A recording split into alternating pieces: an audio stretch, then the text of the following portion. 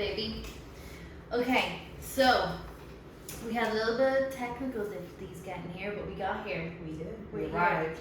Thank you, Ash, for being here. Thank you for having me. For letting me record our chats. Our first podcast. Chills. Titty shake. Okay, so Ash, I met Ash at the Glute Lab, the Glute Squad, like 2 years ago. I think it's 3. Was it 20? Because I think it was 2018. Yeah, 2018. Oh my god, time has gone fast. And I've always been like really inspired by you because you have like an amazing balance of life and always killing it and always like, you know, looking to better yourself and just always are becoming better, and it's really inspiring for me to see you go through that journey. So I'm excited to let other people hear about it. So let's start by, how did your fitness journey begin? So I ran track in high school, but I wasn't consistent. But that was my first introduction to the weight room because we did weights on Tuesdays and Thursdays, and I remember always enjoying that. And my coach had us tracking and logging our workouts, so that was just something that was innate. College, you know, freshman 15, partying, drinking, all the fun. Gotta participate. And then 2010, when I started my master's program in business, I don't know, something about just like being in that program and wanting to stay structured, and just seeing how like I was just yo-yo dieting and trying all these fad things, and honestly I didn't know what I was doing, and so I needed to get out of my own way and hire someone who does know what they're doing, right. And know that this is an investment. I was working full-time at a corporate job, did pretty well for myself even back then, but that was still pretty expensive for me. Yeah. But I committed to a 6-month contract with the gym, and what I did was I trained with 3 different trainers over 2 months, just so I can get an idea of like different training styles. My first trainer, Gil, amazing, like, I mean, we still stay in contact to this day. He like taught me everything I know, and really more so about being a personal trainer. Yeah. And really about like building rapport. Like I always felt very comfortable with him.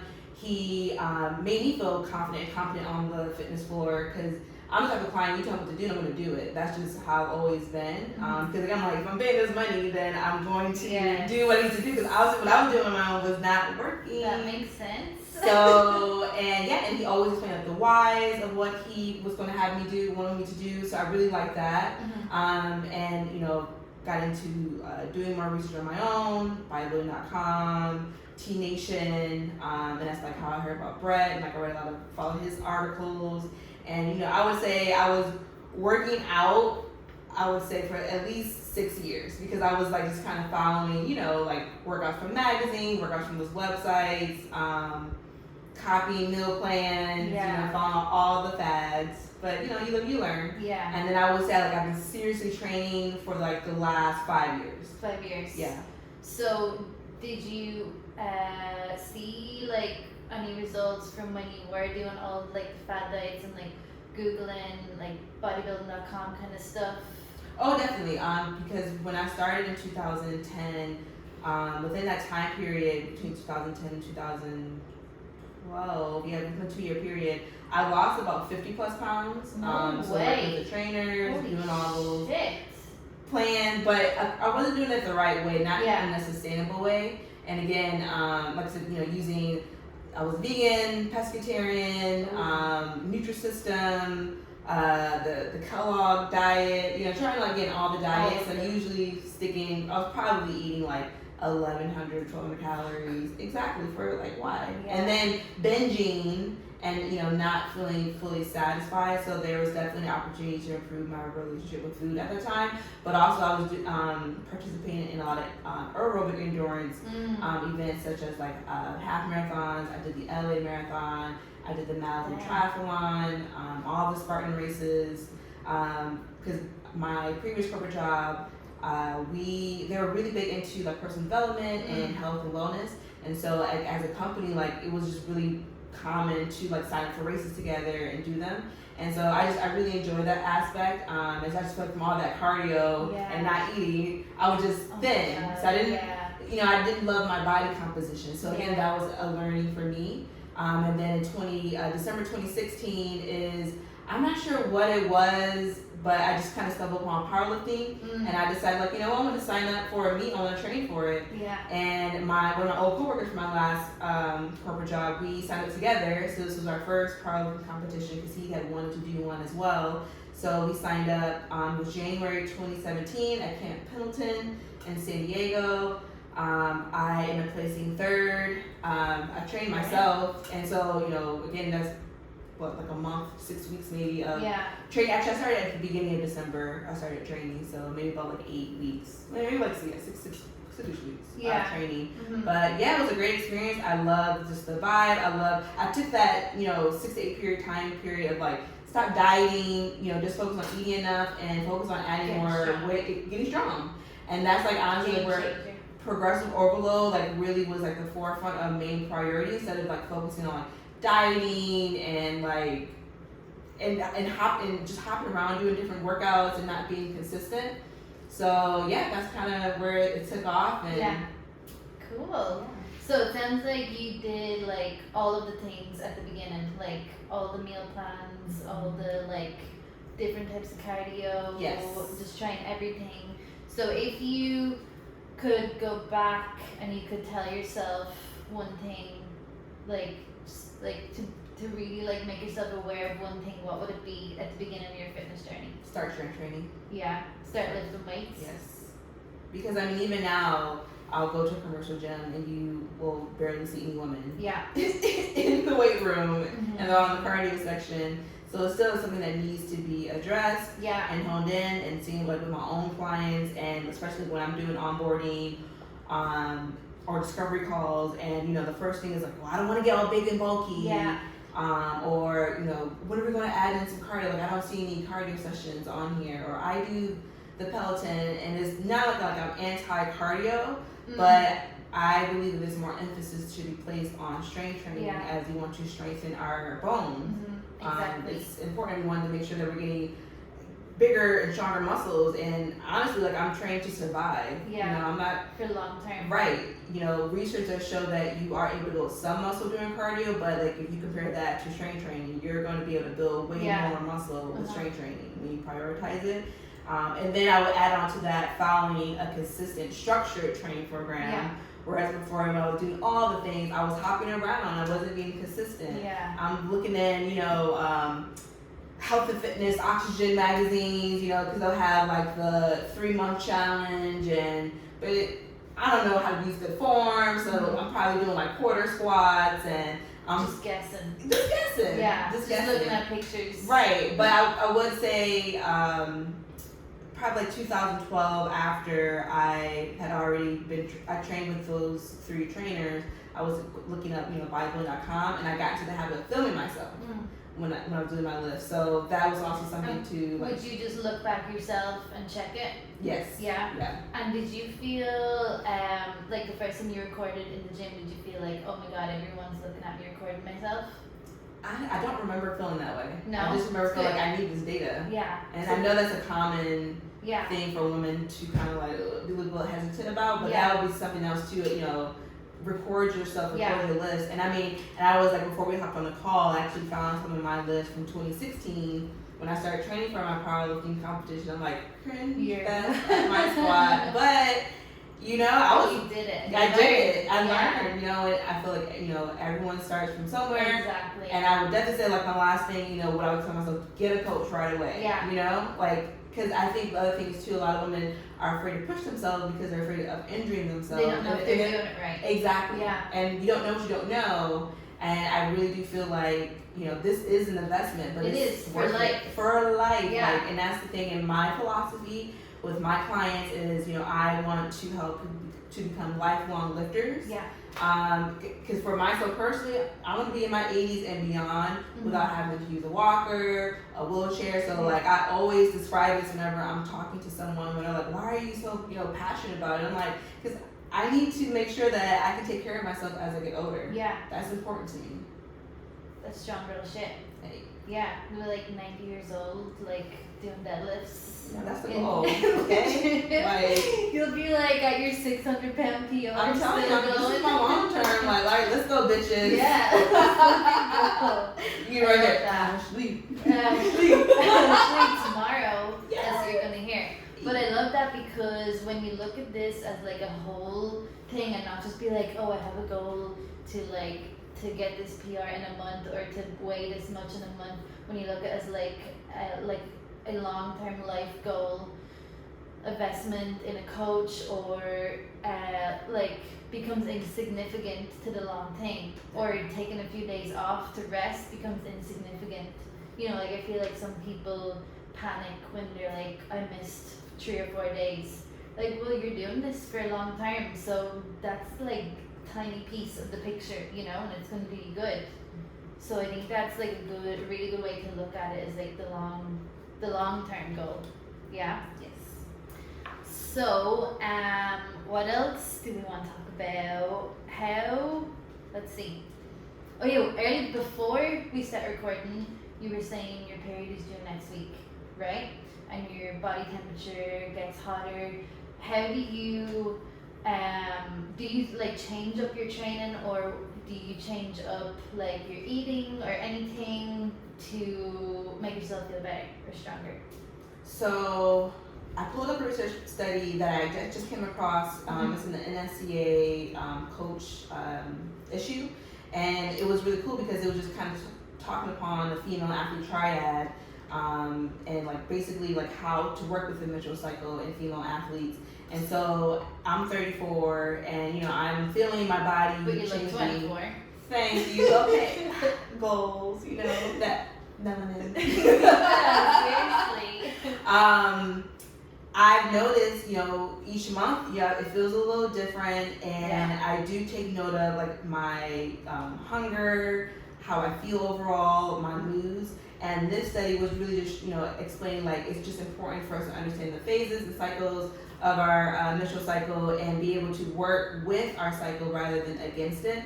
And I really liked how it touched upon like, okay, when it comes to your training sessions, it really depends. You know, Yeah. some women are so in their luteal phase, leading up to their menstrual cycle, you know, they may feel a little bit weaker, or they may feel a little bit stronger. And the main thing is to really listen to your body and how you feel, and really just kind of see like how recovered do you feel from your last previous session, and then adjusting your next session accordingly. So, and research has showed that doing some type of strength training will make you feel better. So even if you're not able to do like 3-4 sets of all of your exercises, maybe do like 1 or 2 sets. Yeah. So that's something else to consider when working with your menstrual cycle. And then I really like that this article talked upon some nutritional strategies that I was inspired by and took upon. So during your luteal phase, you might find that you're just not feeling like as satiated, and that's when like those cravings start, and like that donut from Krispy Kreme, Yeah, you know, can the just eat anything. In-N-Out French fries sound like, oh my god, bomb. I'm so hungry right now. Think about all I'm that. sorry. I know, it's so yummy. But yeah, it's showing that female athletes will benefit from increasing their protein consumption during this part of the cycle. So be a high protein home. Yes. So, you know, maybe that's doubling up your protein that you have for breakfast. I know for me, I like to, you know, have bigger meals during the day and then kind of smaller meals as I, you know, move on throughout the day. So, shoot, if I can have double the protein for breakfast and, you know, protein to help you feel more satiated, I feel great. And it's been really working in, and also shows that you want to increase your carbohydrates as well. So another thing I've been doing is incorporating like a sweet potato. And I don't usually eat sweet potatoes pretty frequently. Majority of my carbohydrates consist of fruits and vegetables.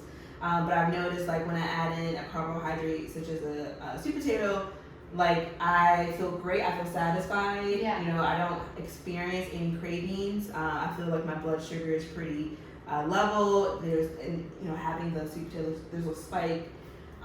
So I feel really good, and I've noticed last month what I did, because my period was actually coming up after my last powerlifting competition, and I noticed great that timing. Oh my gosh. So literally like the day of, like I incorporated these strategies, felt strong. I kind of estimated like the higher end of my maintenance intake, and then just because I need more food, I need to refuel.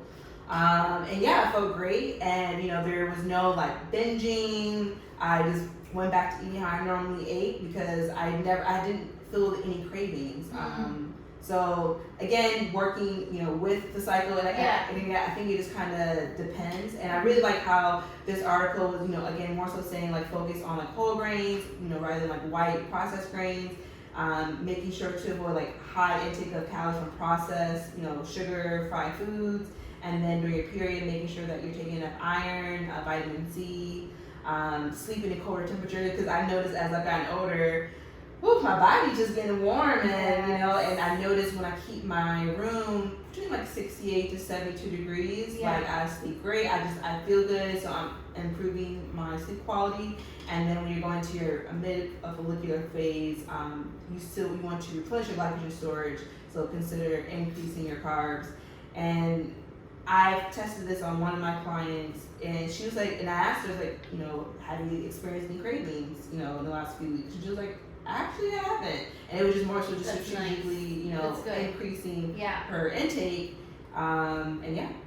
And I feel like sometimes it's hard for people to wrap their head around eating more food is going to help you like feel better in the long run, stronger, because a lot of magazines and media says eat less, move more, you know, but it just shows if you actually listen to your body instead of just cutting back, like eating a few, like the sweet potato for you has helped prevented you from getting extreme cravings later on, you know.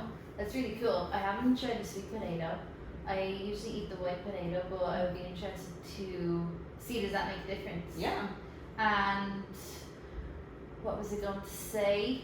And I would just say overall, the last thing that this article mentioned was, which is great, is like, okay, how do I even track this? One, keep a menstrual cycle diary, and track your recovery scale. So track how physically recovered you feel from your last training session. So on a scale of 1 through 10, keep it in the log, and then that way you can see like how you respond to your workouts throughout your cycle. So throughout the month, you want to be able to be tracking this. In addition to tracking your sleep quality, which I also think is really, really important. Yeah. Do you use your watch for that? For tracking your sleep? I use this is a sleep app that I use to track my sleep. Okay. Yeah. Maybe we'll link the article, yes. And if we can get the app you use, yes. We'll link that on the YouTube video and on the podcast. Okay. So people can read over it. Beautiful. And I think what's really helped me as well is just being nicer to myself, because it's hard sometimes to wrap your head around. Last week I could lift this, and this week I can barely do 1 rep of it, and just be like, okay, this is fine, instead of just being like, I'm weak, you know, like, no, it's just the phase that I'm in my cycle, and like, you maybe need an extra rest day or to eat more food, and just be nicer to yourself, you know. But a lot of times I'll forget that it's coming, and I'm feeling like this, and then I'm like, oh yeah, again, and it's been happening for years, you know, I just forget. It's literally like you have to, you know, there's no time frame where you're just not going to pay attention. Like you have to constantly keep paying attention, time and putting in time and effort, and you know, into this. I know. And again, I feel like, you know, work with it to maximize your training and how you feel. And again, honor your body. Like if your body's telling you that it's hungry, so feed it, fuel it. If it's telling you that it's tired, rest. But I will say, because again, like in this article, which is great, it's saying like every female body is affected differently. So there's no like black and white, like during this phase you should do this. Because sometimes I'll wake up feeling like, whew, you know, I'm feeling like someone's like sitting in this area and it hurts and sweaty goose. Right. And I'm going to punch someone in the face. Yeah, I know. But let me go to the gym. All right, this is what I set my aim for. Okay, during my warm-up sets, let me see how I feel. Yeah. While performing with good technique, good form. And I'm like, okay, and when I hit my working set and I pull like what I wanted to pull and I feel great, this with good form, cool. Or if I notice that like I pulled it, I'm like, and I look really tired, I'm just calling right there. Maybe I'll do a back off set. It just kind of depends. That shocks me. I'm like, wow, I came in feeling like so tired. I didn't think I'd be able to have a killer training session. Yeah, I know what you mean. That happens a lot to me. I'm just like, sometimes I'll feel really energized going in. I'm like, I'm gonna PR today, and then it's the complete opposite. And I'm like, well, you just don't know. So like showing up even when you don't feel like it, I think helps. But also going with how you feel after you warm up. Mm-hmm. Yeah. And so training and your period, that was a good chat. I like that because it's important because as a lot of women don't pay attention to it. It's not talked about a lot. No, it's not. Because I noticed like there's been a recent increase. You know, like I said, the study just came out last month. I've been seeing a lot of people create some Instagram posts on it. Yeah.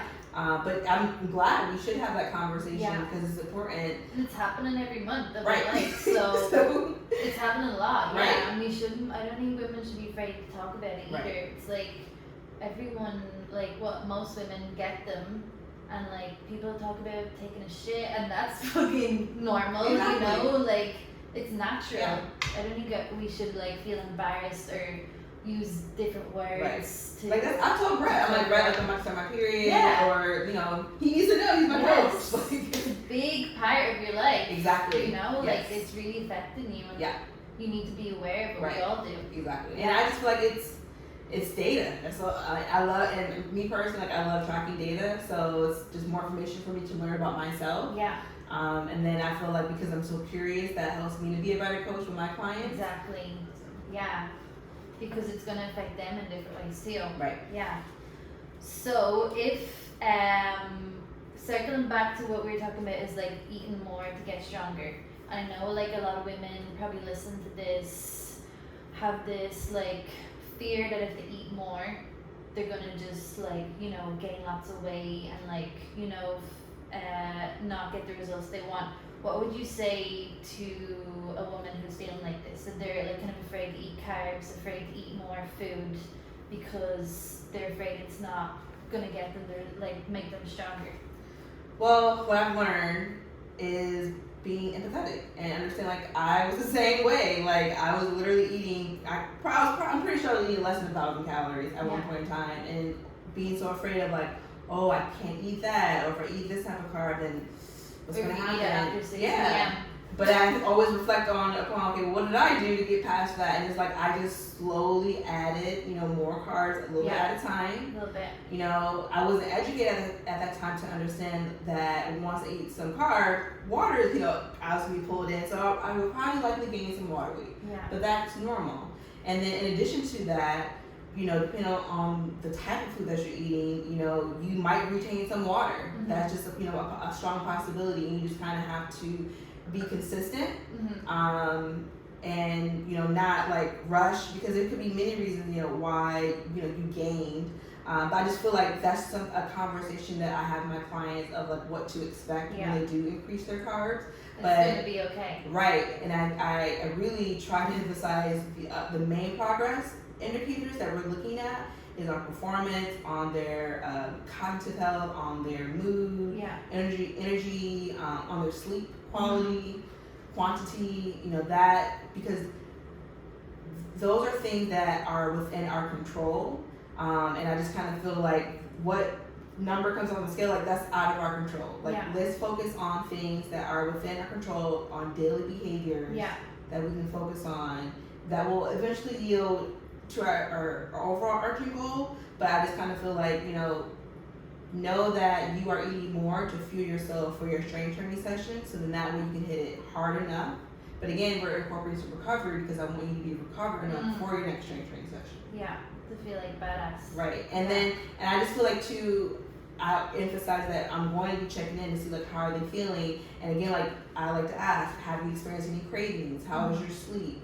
How did you feel waking up? How did you feel during your training session? And I always get, wow, like my energy has like improved through the roof. I feel more focused.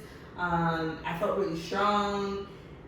So it's like baby steps. So you can't just, you can't eat, 200 grams of carbs. Are you kidding me? Like and I'm all about like I want to work with my client. I'm meet them where they're at. Exactly, totally. And everyone's starting at a different. Some clients are like, "What? More food? Give it to me!" Like I just needed the permission to do so, and thank you for giving that to me. But a lot of majority of the times, there's just so much, being hesitant about like just in the process. Right. Being like, okay, I need to let go and let go of the ideas that I've been holding on to. Yeah, like I have a client. We are coming up to our 1 year in 2 months, and yet I think the first 2-3 months, was an opportunity to work on increasing her carbohydrate intake because she was dieting for so long. Right. And so, and I'm sure if you have not seen, Brett made a post about recomping,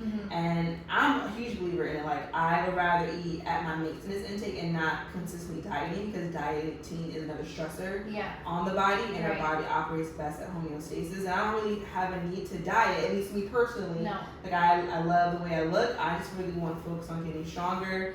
I'm not just worried about like getting bigger, so I don't need to eat at a surplus. And with maintenance, I feel satisfied with my food. I feel great. I feel like all the things that you wouldn't be hungry throughout the day. No. Good. Yeah. So it's like more so really sharing my own experience and just repeating that, and again like slowly just meeting where they're at. Yeah. And I honestly I don't have anyone who just was not a believer.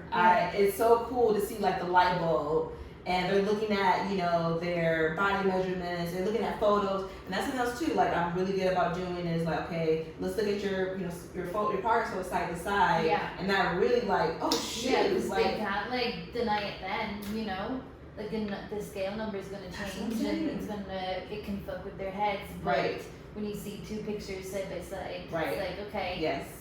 They're like, okay, I trust you. And honestly, and I feel like that's what my goal is to, work on getting that trust from my clients. And once they know that, like, wow, I'm putting my nutrition and my, health into this woman's hands, and she really cares, and like she's showing me all this data and empowering me with this data, like, okay. And I'm also a huge believer of like really instilling like what are their superpowers, what are they already doing really well, and how can they do more of that. And so again, it's just like, you're just feeding them, feeding them and getting them fired up and elevate their lives. Yes, I love the carbs. I like that. Okay, so let's see what else. Okay, so tomorrow, how do you feel about tomorrow? Tomorrow, the two of us are in strongest competition. Yes. Here in LA, like 5 minutes down the road. How are you feeling about it? I'm excited because it's our first public one. I know, we're gonna meet all the people. This will be our 4th strong lifting comp. I mean, it was amazing, just competing with the squad, but I'm really excited to see what other people are gonna come with, as far as see their strength. I'm just excited to meet everyone. I'm excited to go to the venue. I'm excited to see the flow of the meet. I've been helping Brett with the strong lifting competition, so it's been really cool to be like a meet director to really understand the back end of running a meet and what that all entails. And it's just cool that I was there at the grassroots of it, and making it work, and it's been working. And so now we're just like next leveling it up. I love to see like how we can make this grow and expand. Make this across the U.S., international, like public. That would be really dope. And I would love, if there were like strong lifting gyms, or we have like seminars, because we're training the main 6 lifts. And being that I seriously started training 5 years ago, that's when I really understood like these full body. Yes, full body. Upper and lower. Hello. Yeah. Yes, it is a bro training in my earlier years, and it did, show results. Like, I'm not going to say that didn't work, but I really do feel like total body training is superior. Yeah. And I also explain that to my gym pop clients. I feel like gym pop clients really benefit from total body training, because if I program like a 3 or 4 day training split, then if they miss 2 days, hey, you still got 2 days of full body. Like that's rather than bicep, triceps, or those are the micros. Yes, exactly, exactly. Yeah, and we want to focus on the macros, especially Right. if people are like don't want to spend a long time in the gym, and you're better off focusing on the large muscle Yes, groups. exactly. Multi-joint Yeah. movement. Let's go. Let's fucking go. Yes, and then really, really touching upon progressive overload and my muscle connection. But I am going off the topic. Just getting so Back to excited. tomorrow. Yes, but yeah, I'm pumped. I'm ready to go. And again, I'm going to do my best not to be a meet director tomorrow. Just focus on being a competitor. Yeah, focus on yourself. Yes, Yeah, but you've been training really fucking hard. I have. I needed to powerlift with me I did. recently too. Last month, on And the 31st. how did you? Because I know we have been doing. That was your first powerlifting meet since we started doing the strong lifting, right? Correct. So how did you feel like on the day, the difference? Because like the powerlifting is 3 lifts, like squat, bench, and deadlift, and then we're doing 6 lifts, so that's double. So how did you feel on the day, the difference? Like, did you think it was like? I mean, it was great around because I think I finished my last deadlift. I think around like 11:30, almost noon. So I mean, that was beautiful. And I woke up at 4:30 that day. I got there by 6 a.m. to weigh in. So 6 hours technically of like doing things, but but I started at 8, so 4 hours of lifting versus 10 hours of lifting. Yeah, it's long. Yeah, and I mean, I felt like the next day, like I lifted some heavy weights, but from our last strong food competition, like I remember the very next day, I was like walking so stiff, like oh my goodness. It's a long day. It is a very long day. Yeah, and there's a lot of energy. The energy in the room is my favorite, but it's still you gotta manage it. To be trying to come up and down and like I drink 1 coffee a day max, and on the strong lifting meets, even though I don't need it, I'll drink like 3 because I'm like I need to get hyped up again. Exactly. You're like okay, rest, hype. It's like the schedule. But it's fun. It's a fun day. It's a very fun day, and again I feel like it's cool to see everyone training for it, like for our squad. And seeing everyone's like physique just totally like develop and change and get stronger. You can see like all these muscles pop, and it's just like look how fucking badass we are, and look at the weight that we're moving. Yeah. And I just feel like overall like I love this movement that we're doing, strong girl shit. Yeah. This competition coming tomorrow is going to be women only. So again, like I love what we stand for. I love it. Oh my god! Like because like look what we were just saying. Like there's still rarely any women in the weight room. Yeah. Look what we're promoting. Like I love the platform and what we're sharing, like and how passionate we are about it. And it's just it's a part of us. It's ingrained in our day to day. Yeah, and I think it's very very powerful. Like a group of women in a room, just aiming to be as strong as possible and cheering each other on. Like even like when we've been doing it with the squad, like we're all like we're kind of competing against each other, but we all still want each other to do their best, and we all want each other to lift as much as they can. You kind of once you're watching someone else lifting, it's like you want them to do their best, and it's not like I hope she doesn't get it. It's not like that at all. And I think that's really empowering for us to experience and for other women to see as well, because like I don't know, when I was growing up anyway, it was kind of like competitive with other women, but this is just completely different, and it's just really amazing, and I feel like you take it that outside of life too, because just because someone else is doing good doesn't mean you can, Exactly. But yeah, it's really empowering and special. Yeah, and I love that. It's just a good reminder to reinforce, just see where you're, like, how strong are you right now in all these main lifts. Like, I think it's just a great opportunity. I mean, because I feel like the other question is, like, well, if I'm just beginning out, or, like, what's the baseline of what I should be lifting? Yeah, and like, what's the entry? Yeah, and it's like, this isn't about comparing numbers and what someone else is doing. Like, you're just comparing yourself. Yeah. And you're creating a baseline. And then use the next, meet. To go more. Yeah. Exactly. I feel like now is the best time to do it because we're all kind of figuring like this is like our 4th one, and there's no like set number you have to be at. You don't have to weigh a certain number. You don't have to be lifting a certain number. So like if someone is thinking about doing the next one, definitely do it. It doesn't. Just do it. Exactly. Yeah, and it's like at the end of the day as well, it's you versus you. It's Yeah. like even if you don't get like the top one, it's like see what you can do when you're put to the test, Right. and like when you have something to train for. Yes. You know. Exactly. And I feel like I've always loved having something to train for, and I love that I can marry like everything that I'm interested in and I'm really passionate about, and I'm really loving the fact that like what we're doing can have such a huge impact. Yeah. I hope it is. I think it is. I think we all get those DMs like saying, "Oh, like you're inspiring me." Yeah. It's really cool because you can. Sometimes I forget. You just doing your thing. Because that's literally, I was thinking about that a few weeks ago. Because I receive that all the time. Like, this is just something part of my normal day. Yeah. Like, I wouldn't blink of not doing what I'm doing. Yeah. But it's just a reminder, like, there's so many women who are quieting their voice. You know, they are stuck in their own way. You know. And I feel like it's our job, our duty to show them the light. Yeah. And again, to make them confident, competent. And that's, again, what I took away from my first trainer and then all my other mentors and coaches that I've had. I've taken, all those good experience that make me the coach who I am today. Yeah. And one badass coach you are. Hey. So. Cyborg.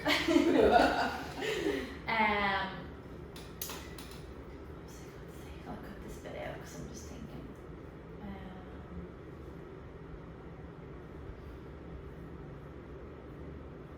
Do you have anything else you want to add?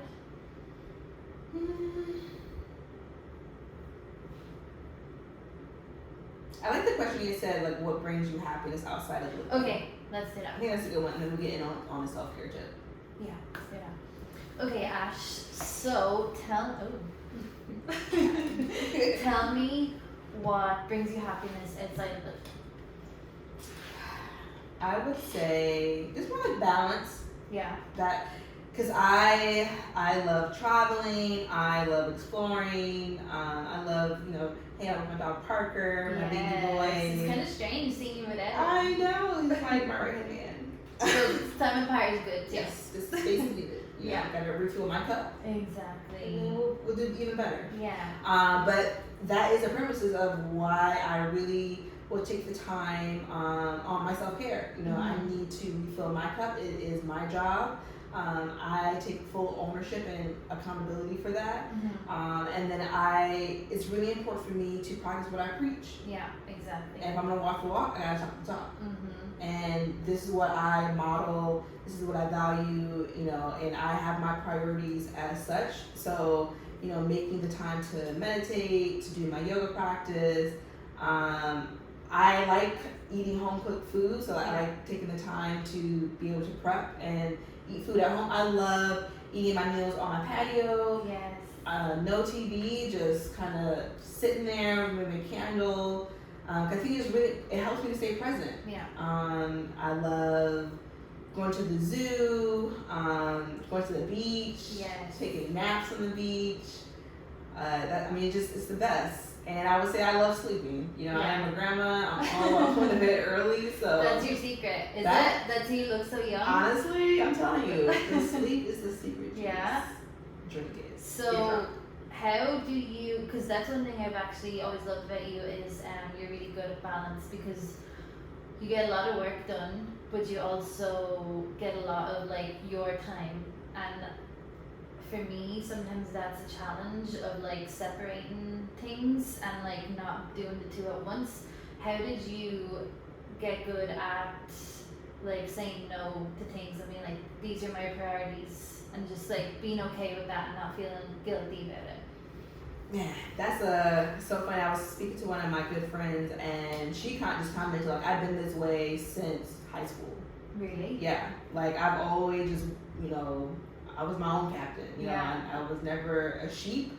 I like taking the lead. I've always been very extroverted, and I've always spoke my mind. I've always just had this in me of, I'm not going to lie. Like, if this is what I want to do, I'm going to do it. If I'm not going to do it, I'm not. And I don't mind communicating that. Yeah. And I know that I'm not saying it to hurt anyone's feelings. I'm saying it because, like, I don't want to do it, or I'm just speaking my truth. Right. And I feel like I owe that to myself. Yeah. And as I'm getting older, life is too short not to speak my truth, okay? Mm-hmm. So I'm not going to spend time being inauthentic. For someone else. Exactly. Yeah. And I like to say I have good integrity. And, you know, I do what I say. So I just feel like, again, it's a non-negotiable. And I feel like I always lead, me personally. I feel better. I feel better knowing that I spoke my truth. Yeah. I communicated very clearly. If I didn't understand, I sought to understand. I asked questions. Mm-hmm. But other than that too, I just feel like no is a sentence. You know. Yeah. You don't have to explain why you're saying no. It's a no. Yeah, that's it. But again, I feel like I have friends, followers, like, you know, how did you get so confident? And like, I just, from the feelings and what happens after I say no, it's like, I don't regret saying no. Yeah. Like, it's the best. Or you say no to plans and you're like, I am so glad that I didn't go. Yeah. Like, I don't regret it. And just, I know I have goals. And so, like, I have projects to work on. You know, my business, like, that's my baby. You know, I need to take care of it. And so that's my priority. And again, like, I value living in integrity with myself. I value, you know, speaking my truth. I value feeling good and really creating that space for self-care. So it's important for me to manage my time well. And I always remind my clients to start off with creating like a time diary. Yeah. So tracking your time just to see like how and where you spend it right now. Right. Because again, you need data. Mm-hmm. Do that for at least like 3 days. Then look at your time wasters and see if you can, like, you know, shave some time off. And I'm sure you could easily find like 15 minutes to an hour that you can allocate to doing something else. And I think it's still a trial and error because, you know, as I'm growing my business, you know, again, one other thing that I say is really important is blocking out your non-negotiable self-care time. Like, that's the first thing you should do when you're creating your schedule. Which is my preference. So then that way, you know, like, there's no way anyone's gonna schedule or book a time during that time slot, and you know, like, you create that time to like go for a walk, take a nap, you know, color, whatever it is. And so I think it's important to work backwards like that versus a lot of people will stuff come up and then they have to figure out around that. But I do know, like, for example, like being a parent, if you're taking care of a loved one, it's hard to say that. It's easier to say than do it. So it just more so do your best. Yeah. And start small. Right. And like you say, you know, be kind to yourself. Yeah. You know, speak kindly and just take it as data. And maybe consider, like, well, what could you do differently next time given what you have? Right. And again, that's kind of the process I have with my clients because I want to meet where they are because I don't know how Different life. It's a totally different life. Yeah. Like, I can make that time because I'm single, I don't have any kids. Yeah. You know, but Parker. But, you know, for a mom who has like 4 kids, a husband, a business, you know, she's busy. Yes. So, you know, even if I was, you know, the next step I would say from there, if you're not, you know, besides creating a time diary, what is 1 5-minute action, you know, that you can easily do, some low-hanging fruit, that you can do very consistently, you know, maybe if it's like 5 minutes of meditation, maybe take a 5-minute walk. Yeah, something small. Yeah, lay down for 5 minutes, you know, because honestly, we're doers. We are, especially in America, we are on the go, hustle, go. But we need to slow the fuck down. Yeah, exactly. And again, that's where we need to fill our own cups, so then now we can fill other people's cups because we can't be going at 1,000 for the rest of our lives. It's not sustainable. You're going to crash and burn. Yeah. So I just, honestly, I don't want to get to that point where I crash and burn. Like, I like feeling, you know, happy and good, but I do honor those days when I don't feel so good, but I don't take on those feelings. Like, I am those feelings. I observe them, acknowledge them, and let them go. Don't take them personally. No. I love that. You're amazing. My last question. Yes. Are you human? I don't know. Like, she's really here. Yeah. She feels like human. I don't know. I promise. I mean, it's speculated that I may be a half robot. Maybe there should be some tests done. No. But honestly, like, it's funny because my grandma, she used to call me Bam Bam when I was younger because I would help her like move furniture. So I've just always been like innately really just strong. Just picking it up with your finger. Yeah, and I mean, I wish I would have gotten into powerlifting like weight training years ago, like seriously. But hey, hey, you know what you know, and but it's really cool to see like kids, get into weightlifting, and start from there. And I think that's important, and that's another movement I would like to like really help and grow. Yeah. Along with really inspiring, motivating women to strength train. Yeah. The best time to start is today, and the second best time is tomorrow. Yes. There we go. Just do it. Like, what would you say? Last question, and we're definitely gonna leave it here. What would you say to women who are afraid, who the ones that are on the cardio machines in the gym and just feel like anxious and intimidated to go down to the free weight section, but they want to do it? What would you say to them? Hire a coach. Yeah, I agree. Hire a coach. That's it. Period. Yeah. I'm not going to tell you, because most women, they might look on Instagram and find those flexible workouts, and it's like no. We need it's not like specific for you. Exactly, because I think it's important to take a beginner such as she through a comprehensive onboarding of, okay, let's figure out, I need to teach you these main lifts. Mm-hmm. We need to build a baseline. That's day one, and then we're gonna continue to incorporate progressive overload. Yeah. Maybe we get you squatting deeper. So maybe we start you at a box squat, then we get you to a goblet squat without using a box. Yeah. There needs to be a logical, systematic progression, not just some random workout. No, that's not specific to them. And I would, clarify and say a knowledgeable coach. Yeah, because there's a lot of coaches, and there's a lot of coaches for some people, not for others, which is great that there's so many. You just find one you connect with and that has experience. So where can the people find you? The people. If they want to contact you and if they want to know more about you. Instagram is a .hodge fitness. Okay. My full name, Ashley Hodge. My website, ashleyhodgefitness.com. Email info@ashleyhodgefitness.com. Got it. Thank you so much. Thank you, Sarah. This was fun. I know. Thank you for being here. Love you. Love you. We did it. We did it.